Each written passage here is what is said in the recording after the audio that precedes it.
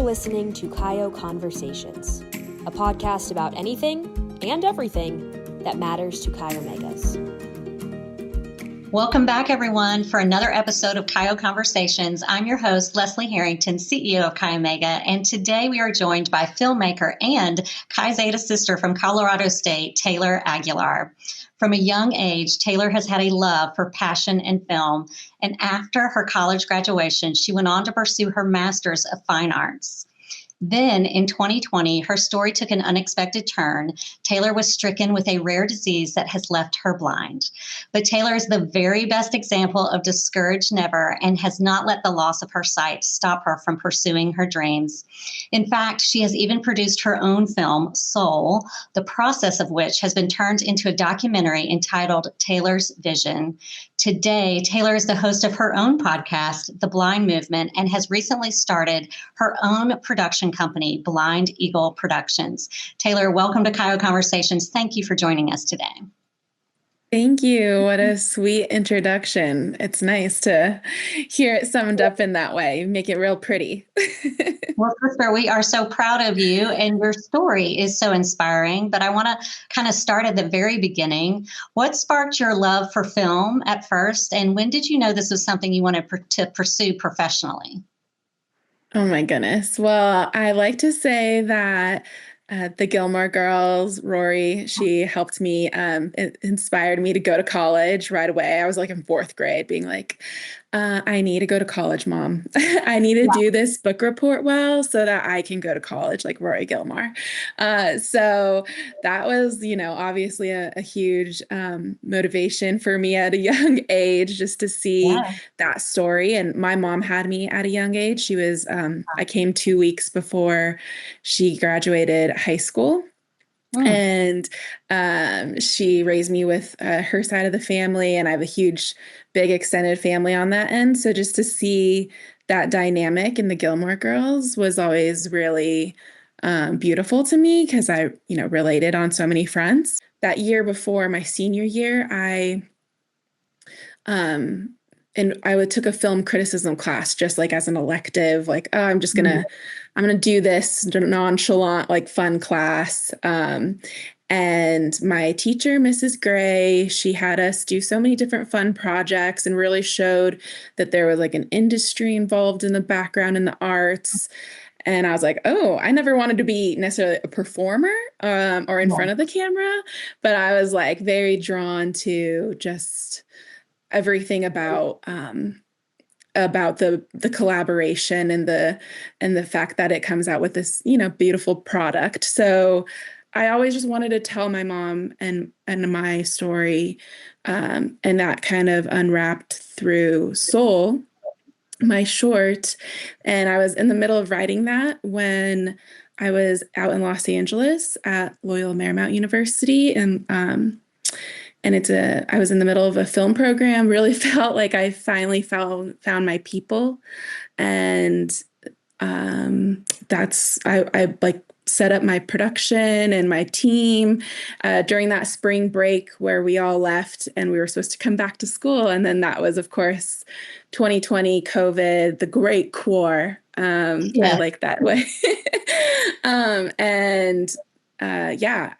I drove myself back out to Colorado, thinking, it'd be a few weeks. I could, maybe get some loose ends tied up in that time. And then by the end of that semester, I was losing my vision. And I was so embarrassed because I was reading one of my friend's script out loud, and this guest speaker was there for our final class. And I was messing up the script so much, and I was so embarrassed, but the words and like everything was all like wiggly. And then my Nana was like, you got to go to the doctor, Taylor, finally, after my semester was over. And that's when it was just like, oh, you're losing your vision. And but like all of that time, I just wanted to share my mom's story. And it all came out finally when I directed it as a totally blind filmmaker, and very unexpected, but I can talk a lot, obviously. No, this is exactly what we want to hear. It sounds to me like film kind of found you in a way. And as you were discovering your love for film and getting into it, you also started to have these symptoms like you were describing. So, walk us through the emotional journey of losing your sight. I heard you describe it in the documentary as everyone's worst nightmare. Is that really what it feels like? Just tell us how that went down. Yeah. So I've learned, it's been 5 years now. So I've been able to process it and kind of speak about it in like more of a hindsight perspective, because it's felt like not up until this year that I wasn't in the thick of it all, you know? So Yeah.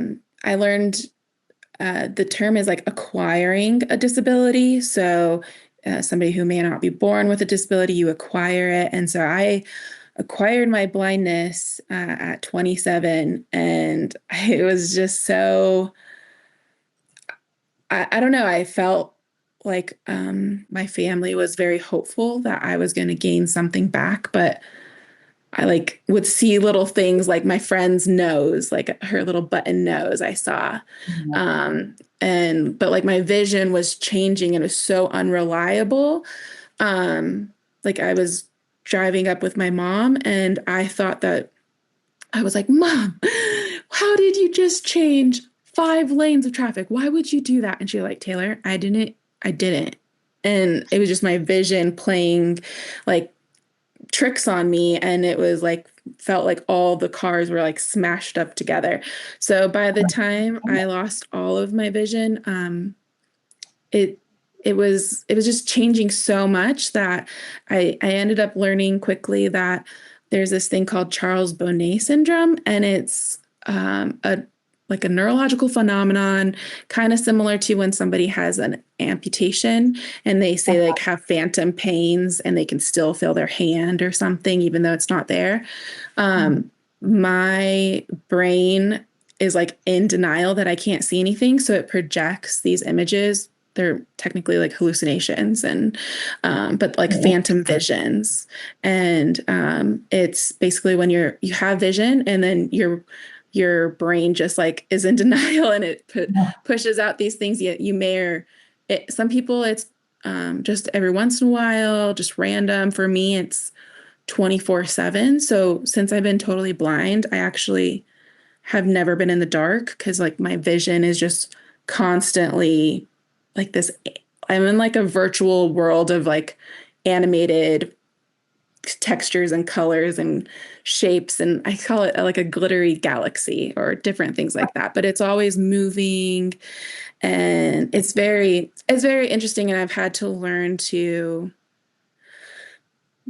not necessarily focus on it because I have to live in the real world. And so I had to like learn to fall asleep with it, because even when I close my eyes, I see things. And Okay. so I like have to meditate into the blackness. And so my practice of yoga and like meditation and mindfulness and my faith in God has really gotten me through everything. And so, yeah, I definitely am focused on those practices still. And I try to, I sought help with therapy and medicine and everything as soon as I could. And my therapist, she's also totally blind. So that was a special thing. And I've just been immersed into the world of blindness for the last 5 years. And I hardly knew anything about it before. Taylor, throughout this adjustment, which seems far too small a word for it, there must have been times when you had a little self doubt creep in. How did you, or how do you deal with that self doubt when it rears its ugly head? Yeah, it probably rears its ugly head every day in some capacity. So that Yeah. just like brings me back to mindfulness. And I think that it's it's a daily challenge to not doubt myself. And like I think that's part of growing up is just learning that you're never going to know the answer and nobody knows anything really.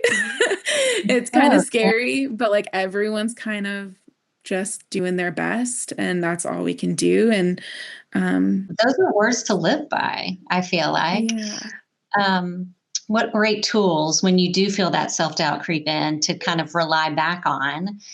Mhm. Tell us about the film Soul, and can our listeners watch it? Yeah, definitely. You can check out my website, blindeagleproductions.com, and you can see all my work there. I believe it all streams back to YouTube. And it's SOL, like the sun in Spanish. Yeah. Um, that movie, since I was working, or the short, when I was working on it as a sighted person, I was in the middle of script writing in the Oh, pre-production part. And so then the production part actually happened in 2022 after I went to blind school, met my partner who he also lost his vision the same year. And so we were like both totals together, and we moved back to LA. And one of my dreams was to bring my whole production to my hometown in Pueblo and to uh-huh. boost the economy here and not in LA necessarily, because I was going to spend about the same amount of money anyways, and I was going to get more production value out here altogether. I had better resources with my family connections and my community and all of that.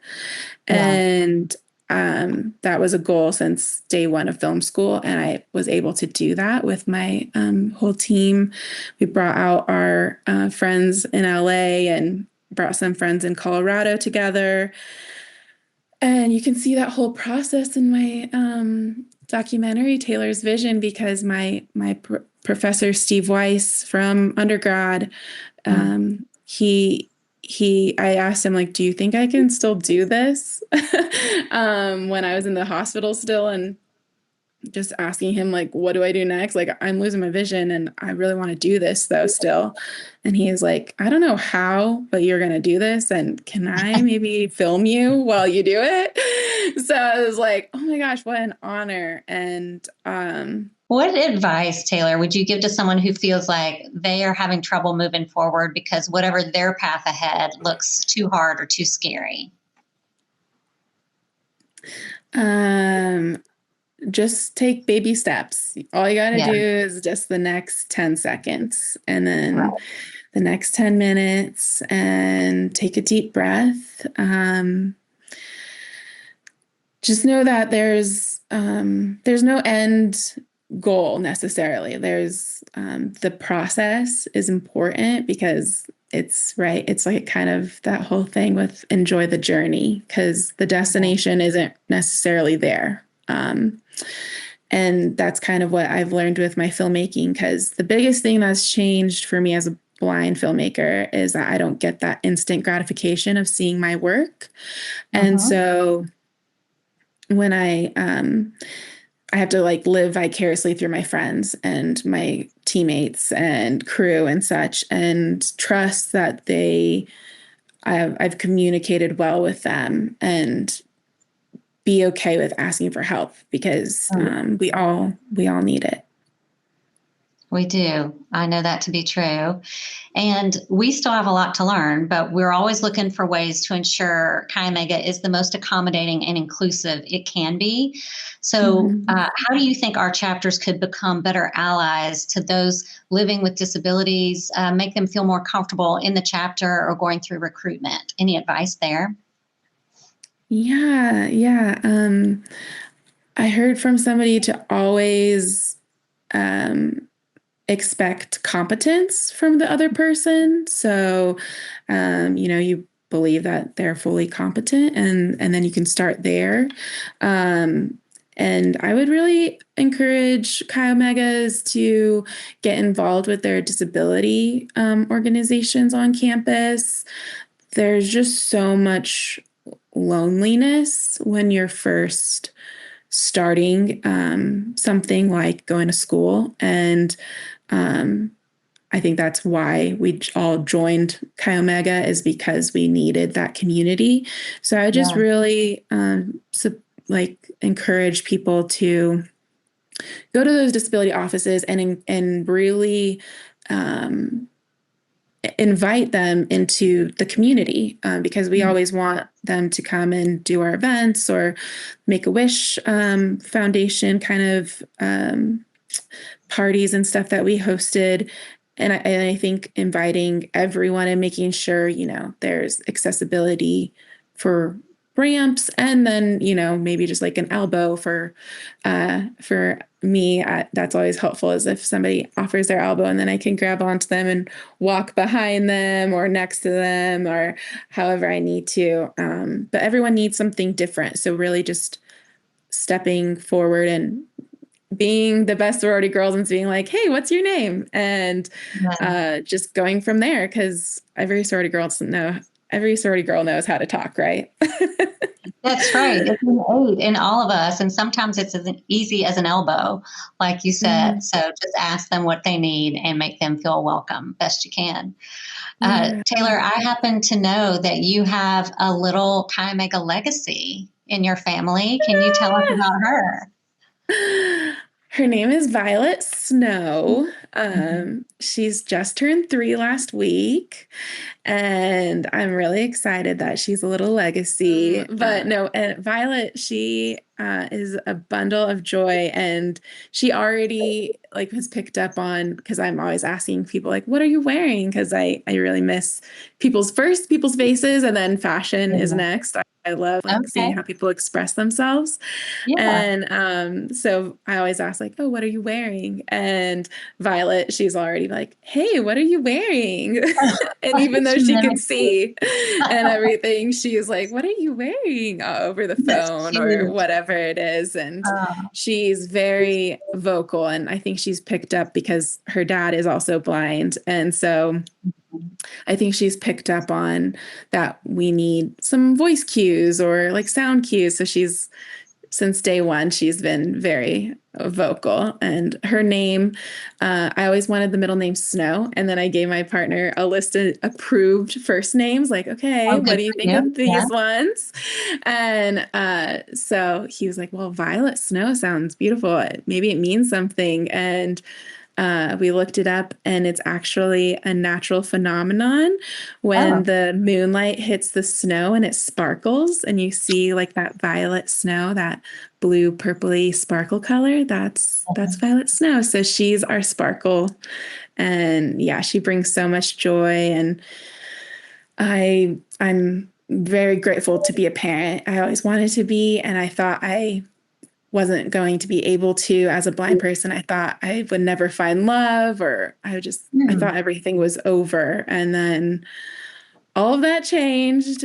Tommy, my partner, and we actually found each other during a parenting class. That was the first like event we did together at blind school during the Oh, independence training.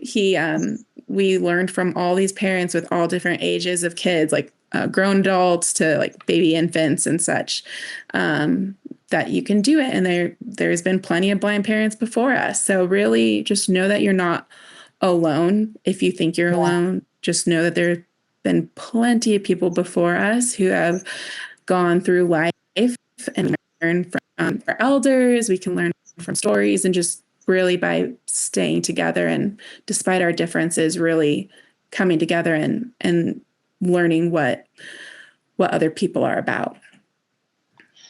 Wonderful. Well, Taylor, thank you so much for joining us on this podcast. It's been such an inspiring conversation for me, and I'm sure for our listeners. I think it's safe to say that we are all kind of seeing the world a little bit differently because of you in the best possible way. But before we let you go, is there anything we forgot to ask? Any final thoughts or even plugs for upcoming projects you want to leave with our listeners? Oh my gosh. Well, I would love if Chi Omega Sisters would take my customer survey.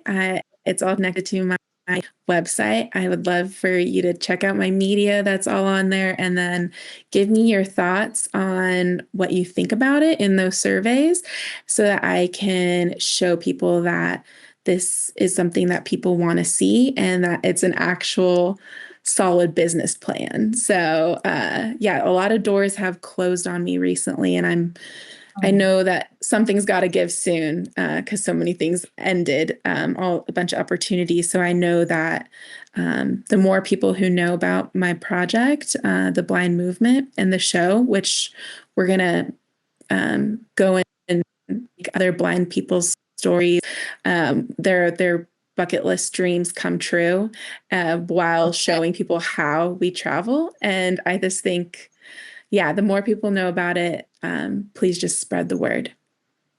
Well, you got it. This is the largest women's fraternal organization in the world. So yes, it we have is.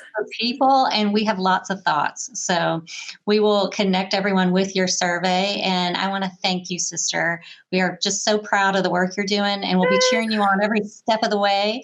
And thank you, everyone, for tuning in today. If you want to hear more remarkable stories about remarkable and everyday Chi Omega sisters like Taylor, be sure to like, follow, and subscribe so you don't miss out on our next Chi O Conversation.